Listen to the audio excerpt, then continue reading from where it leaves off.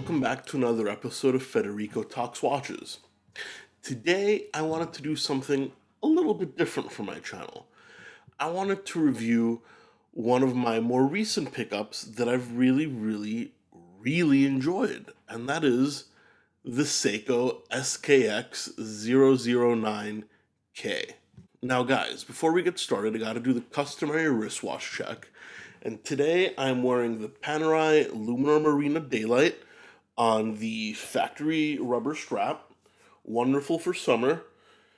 And actually, you know what? I'm really starting, I fell out of love with this piece a little while ago, but it's starting to come back to me. A Panerai chronograph isn't the most common thing in the world, and I think I actually kind of like that. But anyway, guys, we're talking about the SKX009K by Seiko. This is the Malaysian-made version, not the Japanese-made version. Now, if you guys want to know the difference between the two, TGV over at the Urban Gentry made a great video, and I'll link it up top. But for today's review, we're talking about the American market K version made in Malaysia. Now, before we switch perspectives, let me just kind of give you a little bit of my history with the watch. I've never owned a Seiko before. In fact, most of my experience in the watch world has been with higher-end brands, simply because that's where my career went. I have owned some inexpensive stuff, like my Rotary, my Timex, but I've never really owned a Seiko. Now, after watching a lot of TGV and deciding to make YouTube videos myself, me and TGV finally met. And you know what? He convinced me to get an SKX. And I was skeptical at first, but now I'm really happy I did. I have a lot more expensive pieces in my collection, but I'd say this is probably the piece that gets the second most wrist time after my Speedmaster. There's just something about it I love. Yes, it's not the most refined piece out there, but it's iconic, it's well made, it's extremely comfortable to me, and more importantly than anything, I enjoy wearing it. I think it looks fantastic. Anyway, guys, why don't we switch perspective and do a little close-up, and I'll tell you a little bit more about this piece and my impressions. Alright, guys, and welcome back. So we've changed perspectives, and here we can see the Seiko SKX009K. Now, first thing to notice is the colors. Now, the camera might kind of show it as a black, but it's actually a very dark navy blue dial with a Pepsi bezel, so blue and red. This is a 42mm watch, and it's about 15mm thick. It's obviously styled as a dive watch. Now, the first thing to talk about is the dial. There are a few things Seiko have done to cut costs here. However, it ended up working in their favor, I think, as it gives it a great vintage look. Now, excuse my lack of accoutrements or tools. I'm going to use a pen here as a pointer. Now, one of these first details is the lack of outer rings on the hour markers. As you can see, they are just painted onto the dial. There's no borders. Now, this obviously cut costs, but also makes it look vintage, because this is not something that started to be done until probably the early 90s, even though this watch is modern. The same can be said about the date aperture. There is no kind of window or frame around it. So once again, cost cutting, but it does look rather good. The hands are also quite different. They're arrow hands. This is very much in the Seiko style. But the strangest thing, in my opinion, is the counterbalance on the second hand, right there. The strange thing is, it's got a loom pip on it. However, it's on the counterbalance. So when you're looking in the dark at the loom, the pip shines in the opposite place to where the second hand is pointing to. I think it's a nice touch, but it doesn't particularly make too much sense to me, as far as utility goes. Now, this is a 200 meter diver, as you can see there on the bottom of the dial, and it is ISO certified.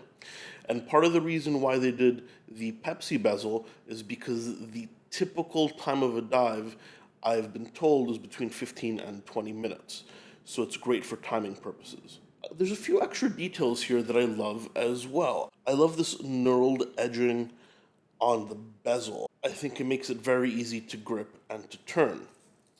What's also very unique is the crown at the 4 o'clock position, which is very Seiko, but it's not particularly common.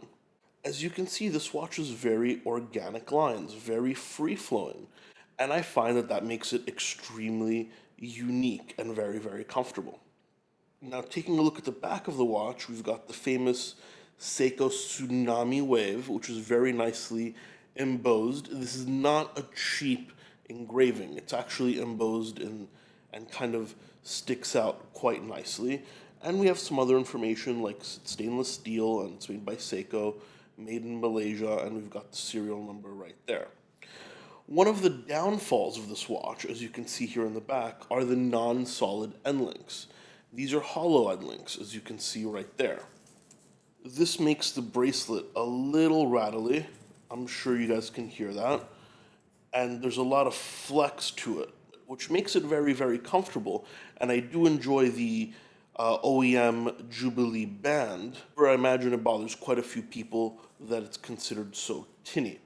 Once again, they could have gone and made solid end links, but cost-cutting. However, once again, it works well in that vintage style. Here we have the clasp, but nothing special, just a typical flip lock. Just open it like that. And there we go.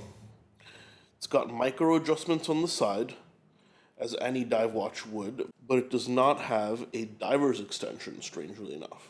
This watch is extremely well made for the price, and it features the 7S26 movement, which is fully automatic and in-house by Seiko, but it is not hackable or hand winding. This is one of the features that I kind of miss. Not so much the hacking, but the hand winding. Because when you wake up in the morning and the watch is stopped, you have to give it a little bit of a shake to start it.